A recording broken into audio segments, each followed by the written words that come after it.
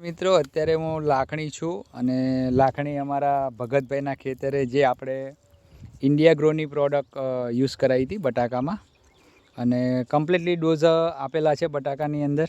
આ જે લગભગ 16 નવેમ્બરના વાયેલા છે, હજુ પણ પલુર તો લીલું જ દેખાય છે, અહીંયા તમે જોઈ શકો છો.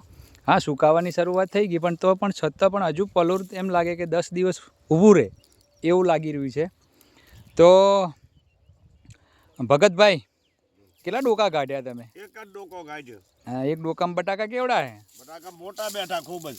હા, આ એક જ ડોકો? આ એક જ ડોકો છે. આવું બધામાં નીકળે કેવું રહે? ઓહો, આવું નીકળે તો સરસ કહેવાય કે આટલું એક ડોકામથી આટલા નીકળ્યા છે. આ તો 1.5 કિલો 2 કિલો એવું થાય પૂરું વતન મારે હાથમાં છે નહીં. તો ઉત્પાદન વધે ને? હા, ઉત્પાદન વધે.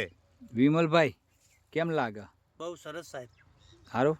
હા, એક ડોકામાં જો આવું વળતર નીકળતી હોય અને માલિક પોતે કહેતો હોય તો એમને ખુશી હોય ત્યારે જ કહેતો હોય ને. અરે ખુશી ખૂબ જ આ કે આવું નીકળતું હોય તો મારે સારું બેઠું જ છે. અને બીજો પેલો ત્રાસ શેનો હતો અહીંયા? અરે ભૂંડરાનો આયા કે? અરે એકેનથી આયા મોય આવે એટલે બેટો બારી ભાગી જોઈ છે. એમ ગરવાઈ જતા નથી. મેં કીધું લ્યા ખાઈ જો નથી ખાવાય રહેતા. બીજું તમને કહું, આપણે બટાકા કેટલી જગ્યાએ ખોદીને જોયા? 10 ઠકાણે બટાકા બધામાં નીકળ્યા? બધામ સારું. સારું.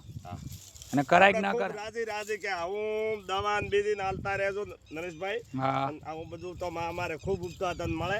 હા, ખૂબ આપણને સારું એમ છે. અને તમને મારી સર્વિસ કેવી લાગી? સારી. એક કેટલી વાર આવ્યો? ખાસી વાર આવી, 2-3 આવતા મારી. તો દોસ્તો, આ રીતે અમારા ભગતભાઈના ખેતરમાં અમને રિઝલ્ટ મળેલું છે. તમે પણ મિત્રો જોઈ શકો છો. અને અહીંયા આ બટાકાની ખેતી છે. અને ભગતભાઈ ખુશ ને? ખુશ, ખૂબ ખુશ. વિમલભાઈ, જય હિન્દ, જય માય લાઈફસ્ટાઈલ.